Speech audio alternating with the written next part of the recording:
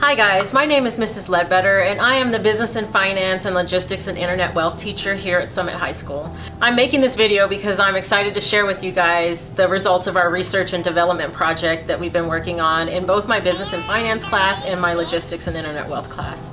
For this unit, we were researching background information for Burt's Bees because they were a small mom and pop company that is actually worldwide now, so I wanted the students to kind of dig into how that can work.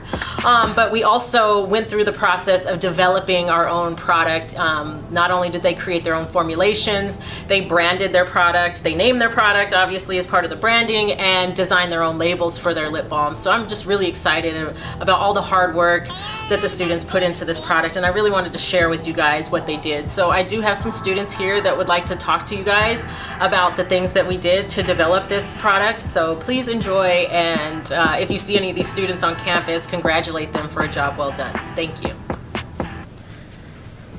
Alright, for the case study, I went to the Burt's Bees website and I researched how they began, like what they did and how they started up.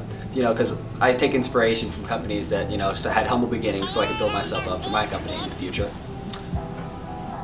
My product, the product I decided to go with, I wanted to be more on the softer side than, you know, normal lipstick, so I went more for like cocoa butter and stuff like that. The beeswax was lower than the average percentage, and I had the normal amount of like flavored ingredients and such. We went for the flavor, we went for like more of like a blueberry taste, but went for like blueberry chocolate. So when I was searching up, you know, how to get the products for my lip balm, I went on sites that had natural ingredients, so I could have, you know, natural on it, because people seem to enjoy that more than, you know, artificial products.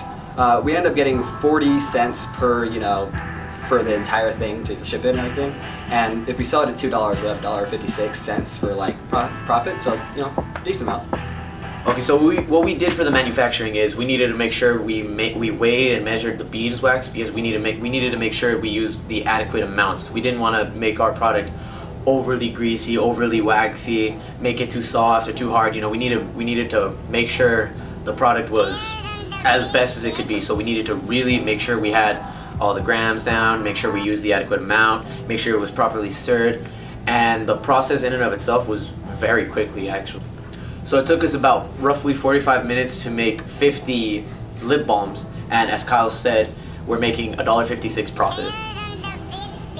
You can apply the measuring and whatnot to real life scenarios where if you buy too much product, or you buy too much of, say, construction, if you buy too much plywood, you know, you're wasting money that could have gone into maybe using equipment, maybe bettering the installation. So it all really teaches you to be careful and really take your time to make sure you're doing everything right. The process in and of itself, you know, there were steps to it. You have to make sure you follow the steps correctly, because, you know, if you make an incorrect movement, you know, or if you follow the incorrect steps, or you add too much, you know, you're not going to get the product as good as it can be. The process of researching it and getting all the steps behind it really helped me, because in the future I want to build my own business. So looking at how to set up like the sites and how to like find the products online wholesale and like measure your profit to like your loss, it really helped out, and I think it will really help me in the future. In total, we came up with about 6 different lip balms, one of which was another beeswax, another smoothie lips, and bossy. Another fellow one was dripstick, appealing to the youth, making sure we add that drip into our accessories. And another being the balm lip balm, speaks for itself.